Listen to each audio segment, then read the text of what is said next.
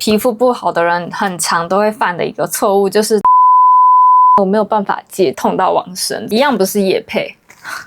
希望以后不会讲这句话。Hello， 大家好，我是 Sharon。今天素颜开场，因为我要来分享我是怎么从烂脸变回正常人的肌肤。平常大家夸奖的时候，其实都是经过化妆啊、打光啊、滤镜之后的效果。为了不让大家容貌焦虑，决定给大家看一下真实的样子。我的确有遇过天选之人，就是不管他们在什么熬夜啊、吃炸的，这么近看他们的皮肤光滑无毛孔、白底透亮，那就是天生丽质。那如果你是有机的话，应该会懂，从小都在跟粉刺、痘痘抗争，除非你就是有大把的钞票，可以疯狂的去做医美保养。那我今天分享正常凡人可以做到的事情。那我现在自己的状态就是，除非有拍摄需求，不然一般的状况下，只要化妆跟滤镜看起来不会太糟糕，或者是不健康的狂长的话，我就会放过我自己。好了，前言结束。为了大家良好观赏体验，我先去把妆补上。回来了。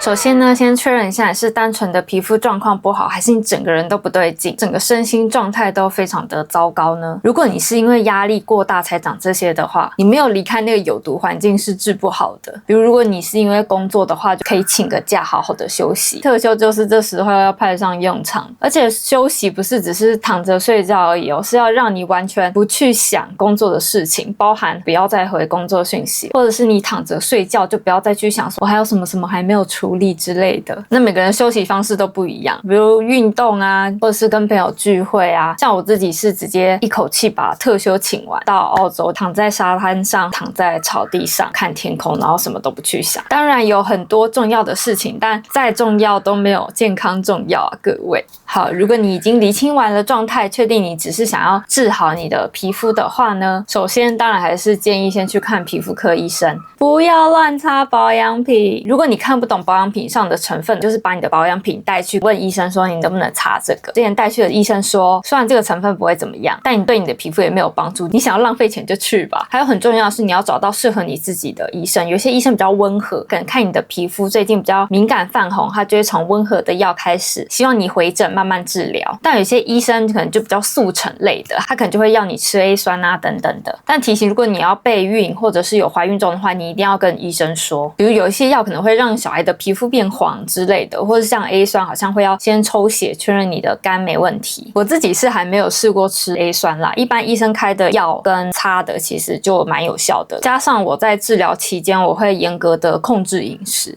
那因为医生看诊的时间很短，他不会一一确认你的身体其他状况嘛。如果你有同时在吃其他药的话，记得把药单给医生，然后医生会再去评估看你的药要怎么配。比如说你有可能肠胃的问题啊，医生可能就会换比较温和的药啊，或者是你已经有吃胃药了，那医生就不重复开胃药等等。其他的就是听医生说的咯。快速帮大家整理一下。另外提醒 A 酸会增加光敏感性，治疗期间记得做好防晒哦。那除了吃药以外呢，长期生活你可以从以下这些事情下手。首先，不要再用毛巾擦脸了。我自己是洗完脸会直接拿厨房纸巾把水压干，注意是压干不是擦干，就把水分洗干就好。因为毛巾你如果没有洗干净是很容易细菌残留。那洗脸的话呢，通常油肌大家都会想说要除油能力很强，不要你如果洗完脸很干，那就是清洁力太强了。你就是买正常洗面乳，洗完让你舒服的就好，也不需要有特殊功效的。擦保养品都不一定有效了，何况是这种马上就要洗掉的东西，就不要浪费钱了。我之前有用过科润的洗颜慕斯跟士乐肤的水杨酸洗面露，我觉得都还不错。接着就是每天接触到你脸的东西就是要经常的换洗，比如枕头套我自己是每周换洗，被单如果你是会盖到脸的话也要经常洗，我自己是床单被单每个月也都会拿去洗。然后你要观察一下你痘的位置，如果你痘痘是长在唇周的话，你就要注意你的牙膏就是不可以碰到。然后你刷牙的牙膏要用无氟的，如果你真的是泡的话每次都满出来的话，可能要注意一下你的量是不是太多了。很多人都会喜欢跟广告一样这样挤嘛，但其实不需要，好吗各位？还有一个是皮肤不好的人很常都会犯的一个错误，就是戴口罩。你今天如果很常长痘痘的话，有一个重点就是你要让你的皮肤可以呼吸，不要闷住了。任何会让你闷住的行为都不要做。口罩可以的话就是尽量不要戴，这个是医生跟我讲的。我完全经历过长满脸，看到自己都觉得很丑很痛苦的那个时间，但你越戴就只会让你的状态更不好。然后猫的话呢，我没有办法戒，关乎心理健康，洗完要马上洗脸就是了。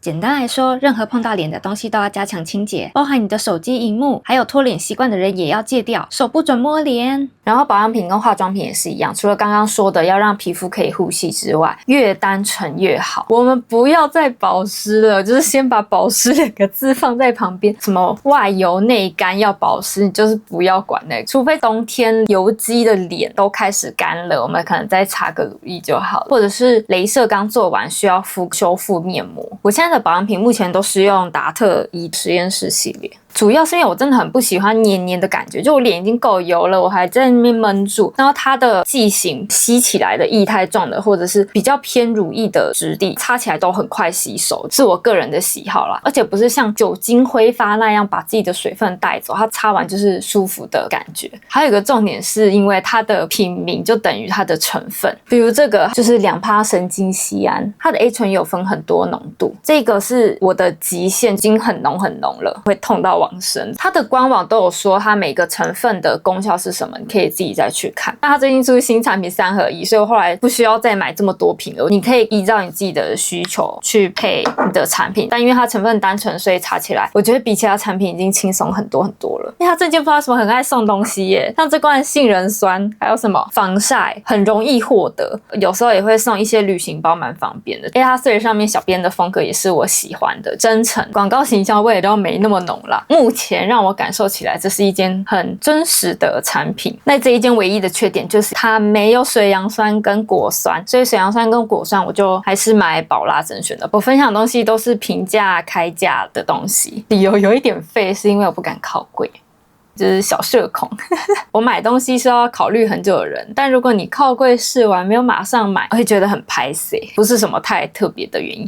我是觉得大家可以先治疗好自己的皮肤，等你皮肤状态都稳定之后，你想要再加一些厉害的成分，你再去研究专柜的保养品。化妆品的话，皮肤状况很差的时候，我底妆就不上，顶多眉毛跟假睫毛而已，让自己状况不要太差，越长痘痘越不要遮瑕。再跟大家分享这个护颜贴使的痘痘贴，感觉它的遮盖力比韩国的痘痘贴好。韩国痘贴好用，只是它太透明了，遮不住痘痘。周围的设计我很喜欢，你指甲撕下来，它周围也不会翘起来。这个虽然没夹好，周围会翘起来，但是它的颜色可以完全盖住痘痘，而且它有添加成分，这种是加水杨酸的，然后这个是加积雪草的，有修复的成分。我就会看那一颗痘痘是肿胀的还是破掉的来选我要贴什么，就尽量不要遮瑕膏之类的啦。那化妆的话，我也都是用粉饼，就尽量不要用液态的，因为液态成分的比较复杂，也很闷。我自从用了晒上以后，我好像没有换过。很多人说它的粉质很粗，但我自己是觉得它出油的状态，我的皮肤反而会变奶油肌的感觉。给大家看一下，我现在就是用这个粉饼，我自己觉得蛮好的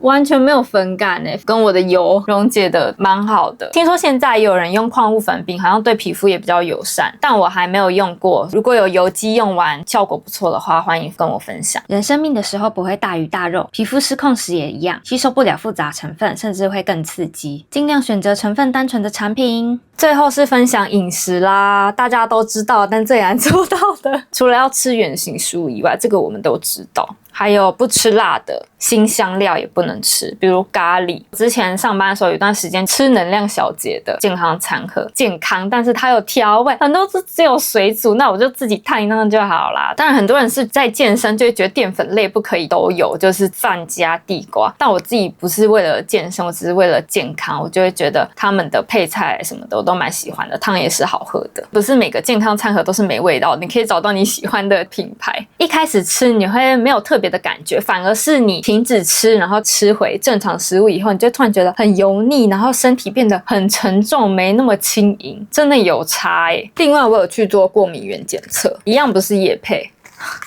希望以后不会讲这句话，赶快有厂商来找我吧。总之我有测出我对黄豆过敏，所以我不只戒了牛奶，我还戒了豆浆。详细检测的过程讲下去影片可以太长，如果大家有兴趣的话再跟我说。除了吃原型食物、清淡饮食、远离过敏源外，别忘了老生常谈的多喝水，不要熬夜。这些虽然无聊，但也是最有效的方法哦。好啦，希望这支影片加减有帮助啦。那皮肤的状态，其实我觉得跟心理状态很像，不可能有人天天开心，我们也不可能一辈子就不长痘痘，但我们只要知道怎么让皮肤快速回到正常的状态就好。我自己也还在努力寻找怎么让自己的皮肤状态可以更稳定更好，才不会接到合作的时候拍摄前会非常的容貌焦虑。所以有其他的方法的话，也欢迎你们分享给我哦，一起加油吧。